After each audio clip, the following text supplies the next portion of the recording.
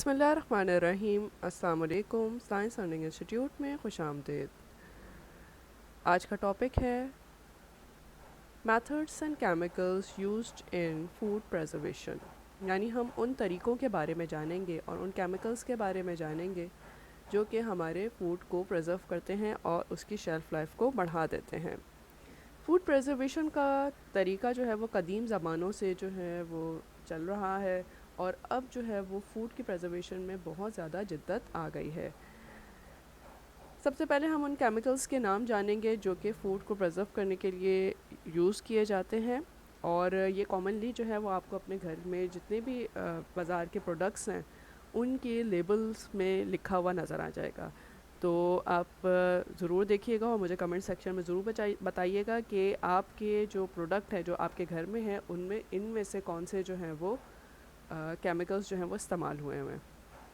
सबसे पहले जो है वो बेंजोएट्स इस्तेमाल किए जाते हैं, दैन नाइट्रेट्स, फिर सॉर्बेट्स एंड दैन सल्फाइड्स। ठीक है। अच्छा, अब ये डिफरेंट तरह के जो हैं ये केमिकल्स हैं जो कि फूड को प्रिजर्व करने के इस्तेमाल किए जाते हैं। सारे ही एक फूड में नहीं इस्तेमाल किए जाते, सब अलग अलग इस्तेमाल किए जाते हैं और ये फूड के हिसाब से होते हैं, यानी कि जो फूड के फ्लेवर को कैरी करके आगे लेके जाए और फूड के फ्लेवर को डिस्टर्ब ना करे, उस तरह के जो हैं वो डिफरेंट केमिकल्स जो हैं वो यूज़ किए जाते हैं। ये आपको बिस्किट्स पे नज़र आ जाएंगे, जितने भी जेलीज़ हैं, जैम्स हैं और आपके पिकल्स हैं, इनमें आपको जो है वो ये केमिकल्स जो हैं वो उनका एडिशन किया हुआ नज़र आएगा। अब हम बात करते हैं फूड प्रिजर्वेशन की। फूड प्रिजर्वेशन का एक तरीका तो ये है कि जो भी एंड प्रोडक्ट बनाई गई है उसके अंदर ये केमिकल्स ऐड किए जाएं और फूड को प्रिजर्व किया जाए। इसके अलावा जो हम घर में नॉर्मली जो हम इस्तेमाल करते हैं तरीके वो क्या हैं, वो है नंबर 1 बॉइलिंग। ठीक है, नंबर 1 है ये बॉइलिंग। बॉइलिंग का तरीका जिसको हम कहते हैं उबालना।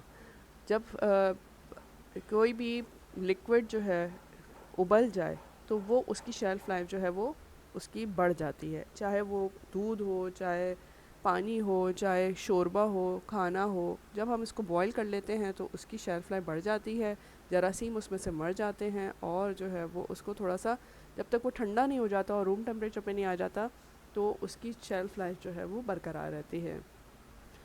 नंबर 2 पे हम बात कर रहे हैं फ्रीजिंग की। फ्रीजिंग कहते हैं फ्रीज़ हो जाना, जम जाना। ठीक है, यानी नॉर्मल हालत में जैसे ये गोश्त है, क्योंकि ज़्यादातर गोश्त की चीज़ों को ही प्रिजर्व किया जाता है और गोश्त का जो जितना भी है, चाहे चिकन है, चाहे मीट है, बीफ है, मटन है, फ़िश है, इन सब को प्रिजर्व करने का तरीका ये फ्रीजिंग ही है।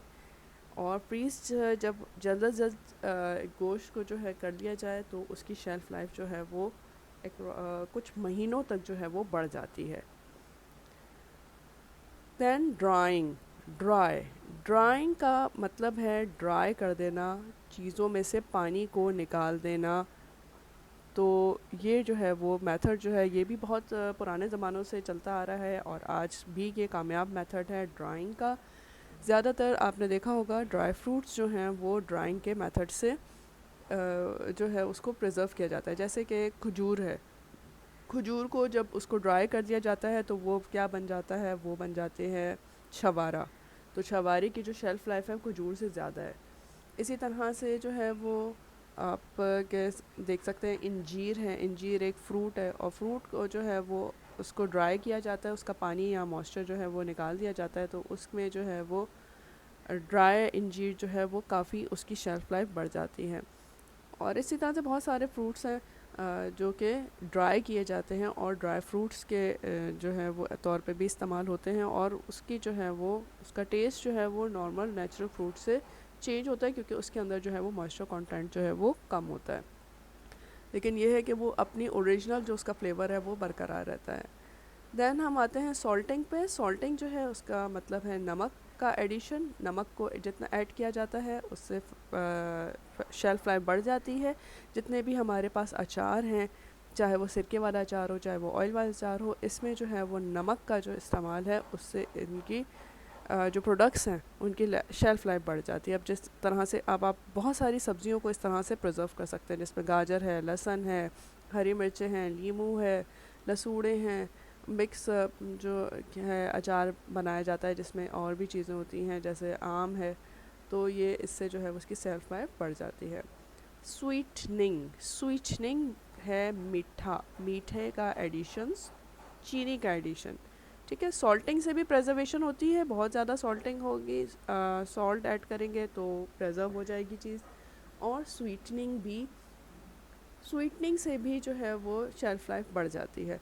अब ये आप देख सकते हैं, ये फ्रूट्स आपके सामने हैं, इन्हीं फ्रूट्स से जो है वो ये जेलीज, जैम्स, मार्मलेट्स बनते हैं और ये इससे जो है वो सालों साल जो है वो चलते हैं।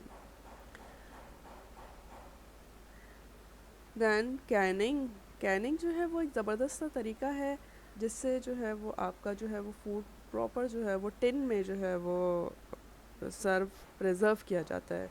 इस तरह के बहुत सारे फ्रूट्स हैं, वेजिटेबल्स हैं, इवन के कुक खाने जो हैं वो भी कैनिंग के मेथड से जो है वो उनको प्रिजर्व किया जाता है और उनकी शेल्फ लाइफ बढ़ती है सालों साल, साल तक तो आप आराम से जो है वो इस्तेमाल कर सकते हैं।